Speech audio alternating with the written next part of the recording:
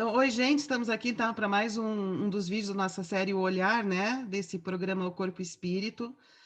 E estou aqui eu, Fernanda Carlos Borges, o Arthur Gaiarsa e o Apolo França hoje. E hoje a gente vai discutir uma coisa que vai interessar muito a vocês, que é a relação entre olhar e relações de poder. É muito importante. Então, selecionei aqui uns trechos deste livro O Olhar, né, do José Ângelo Gaiarsa, que é o nosso homenageado nesse programa, né? E eu vou ler uns trechinhos, como a gente sempre faz, e vamos conversar sobre isso, né? Então, ele diz aqui num trecho da página 22 o seguinte: esquece-se que toda dinâmica de percepção governa o comportamento e formou-se na luta contínua entre seres vivos. Dito de outra forma, sem analisar a dinâmica do encontro biológico presa-predador, pouco poderemos compreender o encontro eu e você. Então, aqui ele faz uma coisa que muitos antropólogos que têm essa influência darwiniana fazem, né? Queria só apontar aqui uma coisa, não é para justificar as relações de poder, dizendo, ó, tá vendo? Os animais são competitivos, tá? Então nós também, então é assim mesmo e já era. Não, não é isso. Depois ele vai fazer uma crítica dizendo que a gente pode fazer coisa melhor, né? Aí depois ele fala assim, ó. Por isso, aliás, pode ter ocorrido a diferenciação entre visão central e periférica. A periférica é ampla e vaga, a sentinela que dá o alarme. Né? Percebe de onde que vem o perigo, né? E a primeira, né, que é a mácula, identifica e localiza a ameaça e pode descobrir rotas de fuga ou lados fracos do inimigo, né? Mais pontual, é mais precisa, né? Foca o objeto, né, de risco. Tá.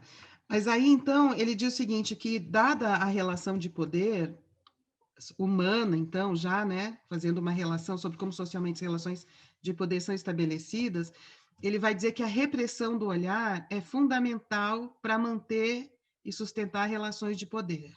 Então, por exemplo, um empregado não pode encarar muito de frente um chefe, né? Uma criança submetida a um pai, uma mãe autoritária também não vai poder encarar o pai e uma mãe. Então, ele fala da repressão do olhar e que não precisa ser assim. Ele não está usando a biologia, a vida animal, para dizer que necessariamente é assim. Mudando a pedagógica, mudando as relações de poder, não precisava ser assim, né? Ele diz assim, vou dar então uma declaração que será tida como surpreendente para muita gente. A primeira e a mais fundamental das repressões é a do olhar. Tese que orienta todo o meu texto e que, até onde eu sei, não está tão clara por aí, né? A questão da repressão do olhar para sustentar relações de poder. E aí já vou abrir para você só mais um comentário. A gente fala tanto de lugar de fala, né? Mas aqui também tem um lugar do olhar, né? Quem pode ver, quem é que tem o poder de ver e quem não tem o poder de ver?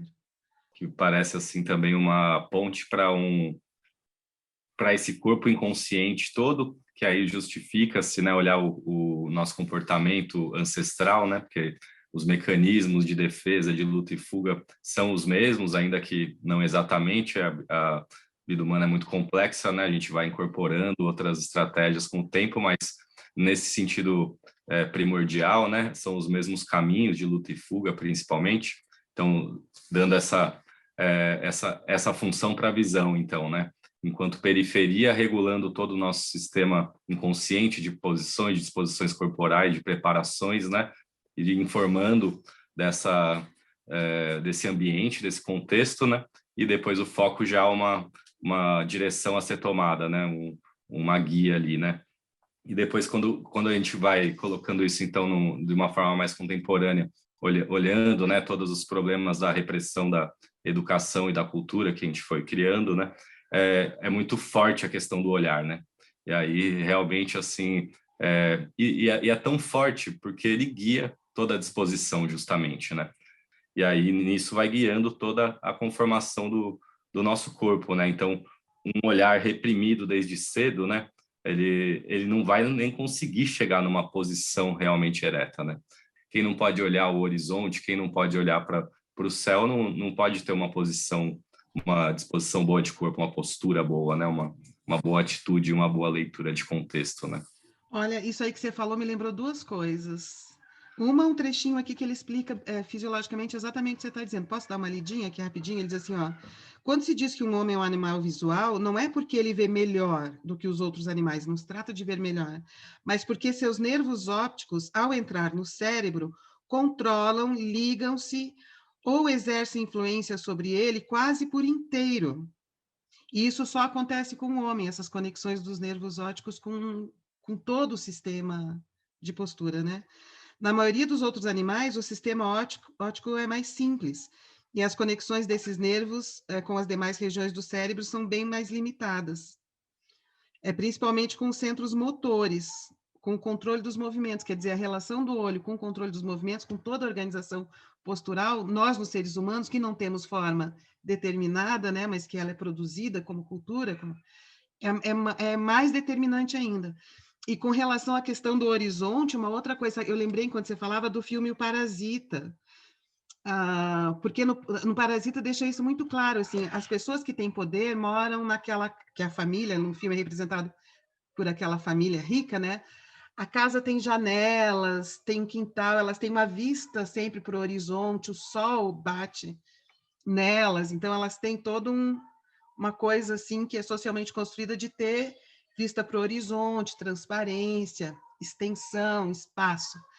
E aquela família do parasita, né? Ela vive no subterrâneo, num porãozinho, a casa é embaixo, não entra sol, né? Ela tem um espaço encurtado, o sol não entra, não tem horizonte, né? Então, a construção dessas imagens no filme diz muito disso que você tá falando. Então, vive encolhido, vive soterrado, vive embaixo. O fato dele estar também ali, ficar como parasita naquele porão, né? Ouvindo o que está em cima, por baixo, o mundo acontecendo sobre ele, né? E Apollo, a questão do feminismo, por exemplo, com relação ao olhar, o feminismo fala disso, né? Discutiu isso. O homem, no mundo patriarcal, quem vê é o homem, o patriarca. Quem é visto é a mulher. Então, a mulher é aquele que é visto, não é quem tem o poder de ver, que encaixa também nisso que o Gaia está falando. E isso acontece também com a questão do movimento negro. O Sim. escravo é visto, ele não tem poder de ver, É objeto, né? ele é algo para ser É visto. objeto, ele é natureza, ele é função, né? Ele está ali para ser tomado, para ser domado, para ser usado de várias formas, né? É a mesma coisa. E essa questão que você falou, né, Arthur, da a repressão, ela tem na família e ela vai tendo círculos concêntricos de repressão, né? Ter repressão dentro da família, do pai, aí ter repressão fora da polícia, aí ter repressão fora do chefe, e você vai tendo camadas de repressão, camadas de legitimidade ou camadas de não legitimidade, assim, o ser visto e o ver, né? O que você pode ver a partir da sua postura, né? Você falou postura boa, né? Ou postura é um termo complexo, porque a postura que a gente tem é a melhor postura que a gente pode ter. Então, eu desafio esse conceito de postura boa. Eu desafio esse conceito de postura boa porque a postura que a gente tem é a melhor postura que a gente pode ter para existir nos lugares que a gente existe. Aí tem aquela questão do treino, que a gente repete tanta coisa assim para ser submisso, não sei o que e tal, que aí chega uma hora quando você não tem mais que ser submisso, você continua submisso. A sua perspectiva ainda é a mesma, você tem uma inércia do corpo. Aí ele fala assim, na página 80, olha só, fórmula desenvolvida do preconceito da cegueira. Comporte-se como se, diante de qualquer autoridade, você fosse cego. Que é isso, é a repressão, a alienação, produzir alienação pela repressão do olhar, né? Aí ele fala exemplos de como fazer isso, né? Diga sempre que mãe é perfeita, família é maravilhosa, criança não sabe nada, pai sempre sabe o que faz, chefes são justos, antepassados eram sábios, economistas conseguem controlar a economia, pessoas são honestas, políticos resolvem impasses e conflitos coletivos sempre com a melhor boa vontade, né? Então, ele vai dando alguns exemplos dessa cegueira, né? Estava pensando aqui enquanto vocês estavam falando sobre essa questão do olhar no horizonte também, que me remeteu assim a a atualidade aqui do Brasil, né, dos processos de gentrificação, né, das cidades, que é uma novidade aqui, né? Por exemplo, os morros serem valorizados, né, por terem uma vista que é como se fosse uma americanização também dos padrões da cidade aqui, né? Quem é rico mora no alto e tem as belas vistas, né? E agora ainda, então, quem sofria tanta repressão e ocupava os morros, agora também está tendo que sair de lá e ir para as periferias mais distantes, né? E isso também acho que é simbólico nesse processo aí de repente você tira até o horizonte ali de quem o único Tira a horizonte vista, né? Tira a vista. joga ela para a periferia, né? E nesse da repressão acho perfeito, Apolo, que você falou também, né? Uma postura boa é uma postura que te permite estar aqui agora, né? E desempenhando as sociedades, né? Então, em relação a essa questão de por que então os animais não são guiados, as disposições corporais dos animais não são guiados pelo olhar e o do ser humano sim. Uma hipótese, talvez porque a gente tenha essa porção consciente que eles não têm e uma porção gigantesca inconsciente que aí tem que ser moldada a todo tempo, de acordo com essa leitura possível do contexto, né? É justamente porque nós não somos regidos por reações, programados por reações pré-determinadas. Porque, embora tenha ataque e fuga, tem muitas formas de fugir, considerando todas as estratégias da cultura. E muitas formas de atacar, considerando todas as estratégias da cultura, que são estratégias de criatividade de um corpo que não é pré-determinado. Tanto que tudo o que a gente vive é regido por instituições de cultura. É porque a gente é esse corpo sem forma. Será que não é isso que a gente chama de consciência, assim? Só porque, né, essas decisões, mesmo que sejam construtos culturais e tal, elas são decisões a serem tomadas ali conscientemente, né? Que a gente pode dizer. É que Porque consciência está ligada questionando. a conhecimento. Uhum. Né? Então, o que é consciência? É aquilo que eu conheço. Então, isso que é consciência está associado também à memória, porque é aquilo que já é assimilado como conhecimento. Então, isso tá vinculado, vamos falar de uma forma mais simples, né? a processos de aprendizagem, a produção de conhecimento. Só que a memória não é tudo. E aí que é a parte legal, porque a gente tem abertura para reinventar aquilo que a gente cria a partir do conhecimento que a gente já tem. Isso serve tanto para o indivíduo quanto para a sociedade. Por isso que a evolução humana é contínua, né? E as coisas mudam, né? Então, essa consciência, ela não é... Eu estou querendo dizer com isso assim, a consciência não é uma coisa que paira absoluta. Ela também está nesse jogo do movimento, né? Eu pensei ela justamente nesse ponto, né? Quando vamos por uma situação de luta e fuga, a gente recebe esse estímulo, né? Mas a gente tem mil maneiras de lidar com ele, inclusive inibindo, inclusive não respondendo a ele. Mas aí, a partir desse estímulo, a minha ação, quando eu decido agir de alguma forma, daí, dentro desse construto, dentro das minhas memórias, mas naquele momento eu tenho uma criação para ele, né?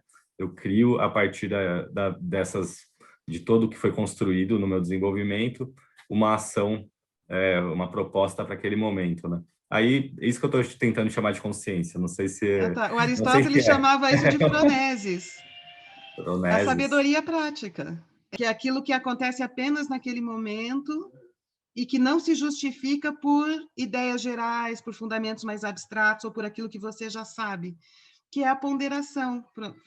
E essa ponderação, como que eu leio isso, né, do Aristóteles, tendo em vista o Gaiarsa, é o balanço, esse corpo desequilibrado, continuamente fazendo isso, indo e vindo, testando, produzindo forma. Consciência como conhecimento. Esse é um tipo de conhecimento específico que, para Aristóteles, tem uma implicação ética. Uma implicação ética absolutamente situada. Que não é um comportamento que você faz submetido a algo que já está conhecido, que já está estabelecido como certo e errado. Tanto que, por causa da fronese, às vezes, algumas coisas que são feitas só naquele momento, você não consegue fazer daquilo uma regra para todo mundo, uma coisa que o Kant queria, né? Você não consegue, porque aquilo que você fez só se justifica naquela situação. Mas você não pode transformar em regra universal. Isso do ponto de vista desse tipo de conhecimento que é o fronético, que é a temperança. E tem a coisa da auto-organização dos sistemas vivos também, né? Que é a criação, a invenção a partir da novidade, do acaso, e aí você vai fazendo coisas, pondo potências que não são ainda conhecimento, né? Então, nós transitamos o tempo todo entre memória e acaso. Memória e acaso. E é nisso que a gente vai expandindo a consciência, no sentido de expandindo o conhecimento. Por exemplo, um corpo que recebe uma vacina de um vírus, esse corpo conhece aquele vírus, passa a ser um conhecimento do corpo. Já sabe lidar com aquilo, né? Então, Fê, eu queria saber, assim, o poderoso vê, né? O homem vê, quem não tem poder não vê, a mulher não vê, e etc. Quem é periférico não vê.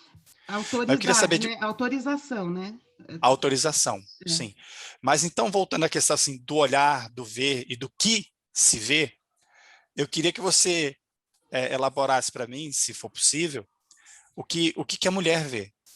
Nessa relação de poder, do modo como as feministas estudaram, é assim: o homem não se coloca como alguém que é alvo do olhar da mulher. Ele é o agente do olhar. Ele olha. Então, a mulher está preparada para se colocar de modo a ser vista, ou seja, julgada, avaliada, e depois de vista, dita. Então, ele vai dizer quem é a mulher, o que a mulher deve ser, e controlar esses limites do que uma mulher pode e não pode. Agora, essa questão que você coloca me leva para uma questão que eu tinha anotado aqui, que é a questão da ambiguidade, se a gente for pensar na terapêutica, na pedagogia e na política. Porque, assim, então, como que se trabalha com isso? Como que se favorece que as pessoas saiam deste lugar de dominação, né? Ou de impossibilidade de ver ou impossibilidade de falar? Que é assim, primeiro, mapear esse lugar que você está, que corresponde a uma atitude que foi construída no teu corpo, por exemplo, de submissão, de preparar-se para ser vista, de evitar ver. Porque na hora que você entende o que foi construído no corpo e que você não pode ver, vem a ambiguidade, quer dizer, esse mesmo saber sobre a postura, sobre a atitude, possibilita fazer um outro movimento, um movimento diferente. Então, essas modificações, elas vêm junto com o reconhecimento do lugar inicial, que é a posição inicial. Aqui no Brasil tem essa expressão, ponha-se no seu lugar.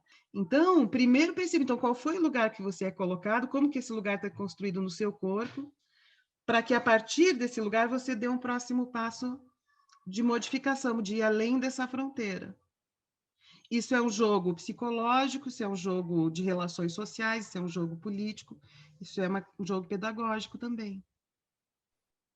Mas na complexidade da vida e na beleza, tem muitas formas de você sair disso, conscientemente ou não, né? Assim, né? O Apolo tá aí, né? Que fala da dança mesmo, né? O que faz, né? Uma prática, né? Pode fazer por uma pessoa, né? Transformar ela num todo, assim, né? Tirar ela do lugar que você deveria estar, né? Socialmente, assim. E assim como isso, muitas manifestações, inclusive das pessoas que milagrosamente entendem, né? Acabam entendendo outros dispositivos, podendo incorporar, né? Tendo essa facilidade de incorporar, assim, ao longo da vida, né? A gente sabe que nada é definitivo, né? Na história do ser humano, no nosso conto de falhas, né, Fê? Eu O acho, Arthur fez uma piada porque num curso eu falei que a gente tem que partir do princípio que a nossa vida é um conto de falhas, para sim, quebrar todas as idealizações do que a gente do dever ser, né? e olhar para fora dessa situação e ver além disso. Você foi colocado numa posição e você vê o mundo a partir desse lugar. Então, como que você pode realmente expandir o seu ponto de vista daquele lugar? Né?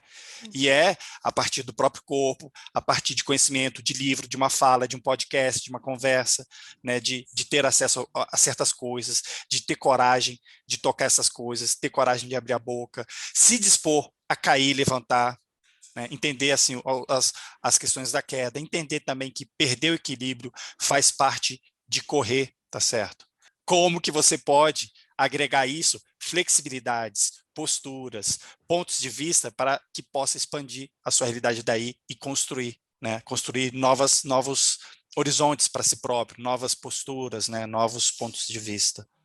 Eu acho que a arte, né, é tão importante para fazer isso, né? A pessoa perceber o lugar que ela está, onde ela foi colocada e saca isso e, ao mesmo tempo, consegue perceber que pode existir uma outra forma de estar no mundo, de perceber, de se colocar, de valorizar-se, de entender o seu valor, né, no mundo. A política, eu acho que também tem uma função muito importante, a própria psicoterapia, trabalhos corporais, educação somática que a gente trabalha, e educação, né? E educação também. A educação bem feita ajuda a perceber isso, o lugar em que foi colocado, e abrir novos horizontes para ir além dessa fronteira de um mundo específico, né? E se tornar responsável, não só por si, mas também para criar melhores condições de relações, né? No mundo. A visão periférica, a gente não percebe só as ameaças com a visão periférica. Com a visão periférica, a gente também percebe as chances. A gente percebe as oportunidades na visão periférica, a gente percebe o que está além do nosso foco, que é aquela coisa que a gente encontra a paixão pela visão periférica, porque a gente está aí vê, é como aquele meu mestre japonês, né, de dança, ele falava que o pé sabia antes que o corpo para onde se quer ir. Então ele fala assim, o pé leva você e depois você entende para onde é que você está indo. Então eu acho também assim, a gente primeiro chega na periferia da visão, na periferia do corpo, e depois, ok, é aqui que eu estou indo, né? O taoísmo dizia que o caminho se faz ao caminhar e que o caminhante se confunde com o caminho, no sentido de desconstruir sempre, eu sei para onde eu estou indo, né? Tem uma parte que não sabe muito bem, né? E que o caminhante está se fazendo no próprio caminho, né? Então, essas ideias, elas estão, assim, na poesia, na linguagem popular, em filosofias, de um modo ou de outro, essa experiência aparece na linguagem, né? Se a gente pensar também as meditações budistas, muitas, você vai olhar o significado, tá por aí também, né? Ver as coisas como elas são, tem a ver com isso, né? Justamente porque você vendo as coisas como são, você tem uma melhor chance de agir bem, de ter uma boa atitude, né? Então, acho que tudo parte desse ponto que está ligado a toda a motricidade, né? Mais recursos para mapear a situação e lidar com ela, né? E a situação não é individual também, nas relações individuais, né? Mas também são relações sociais, como a gente está vendo até agora, né? E não dá para entender o corpo sem entender essa conexão, né? Daquilo que a gente produz individualmente nas relações e de como essas relações também são formatadas, né, por relações sociais, relações de poder e tal, né? Eu não sei se é nesse livro que ele faz mas que ele vai colocando a posição do orgulhoso, acho que ele monta e vai mostrando como a pessoa sempre está olhando de cima para baixo, a outra sempre de baixo para cima. É nesse livro que está isso? A Paula, que é do Barraco, ela fez uma análise disso naquela treta que teve entre aquele menino entregador motoboy, e aquele cara que Do recebia e Pavili que lá. humilhou o outro, né? Ela pegou a foto e fez o desenho disso. Então, ela mostrou assim que, embora o Playboy fosse mais alto e maior, ele estava todo assim, ó, ele tinha uma coisa, sabe assim, diminuída, mesquinha, e o molequinho, embora fosse menor, ele estava totalmente altivo. Então, tinha uma geometria ali, que até eu queria usar isso no curso, já pedi para a Paula, ela falou que eu posso usar. Ela fez as linhas, a Paula tá ligada nisso aqui, ela estuda comigo já há uns 3, 4 anos. Então, tinha uma trama espacial de poder ali, super complexa, mas o grande era o pequeno. A Sim. fala lúcida, né? A fala do motoboy Não, e a era lúcida, a postura, fala do Playboy era uma fala toda confusa e errada. e a Né? postura do menino, Sim, sim, olhando de sim. frente, bem, É, segurando a é. coisa, né? A razão ali, né? É. Boa. Então, beleza, gente. Bora. Então tá. Bom, então é isso. Não é só para concluir, então, depois que ele fala disso, ele depois, eu vou ler porque ele coloca bem grandão, e aí vou respeitar o destaque que ele deu sobre essa questão, né? Ele diz assim, ó, esta é a tese central deste livro. A repressão começa pelos olhos, pela proibição implícita de ver o que estou vendo, dizer o que estou vendo, e sem perceber a minha atitude e nem as minhas expressões. Né? Enfim, a questão da, ele usa também a palavra alienação, né? Que também é uma palavra médica e política, né? A alienação das forças que estão em jogo, não poder ver as forças que estão em jogo. Portanto, fica mal localizado, né? O Gayarsa sempre fala, né, que o maior motivo de sofrimento da criança é a diferença entre o que os adultos falam e o que eles fazem, né? Que aí já dá essa confusão do olhar, né? Ele não faça isso, você olha e está fazendo, né? Não? Então, já vamos gerando bastante confusão no caminho. Exato. Mas é forte esse destaque dele, hein? Daria para fazer um só dele. O meu filho, uma vez, né, ele é bem pequenininho, ele olhou para mim e falou assim, pequenininho mesmo, tipo 5 anos, ele olhou para mim e falou assim, mãe, não faz assim, ó, faz assim. Possivelmente eu estava super preocupada com alguma coisa, tensa, né? Ele, mãe, não faz assim, faz assim. Aí eu poderia ter dito para ele assim, que assim, eu não estou assim nada, não estou fazendo nada, quer dizer, eu podia negar que ele estava vendo. Mas eu falei, realmente estou preocupada, como é que é? Aí ele me ensinou a fazer, ficar assim. Mas esse poderia ser o momento em que eu fizesse uma cegueira nele, quer dizer, que eu tentasse provar para ele que ele não estava vendo o que ele estava vendo, gerando essa confusão que você está falando. Né? Então tá bem, gente, por hoje é isso, né? Isso aí. Fechou? Obrigada, então, Apolo, obrigada, Maravilha. Arthur, e até o próximo. Valeu. Beijos. Valeu, galera.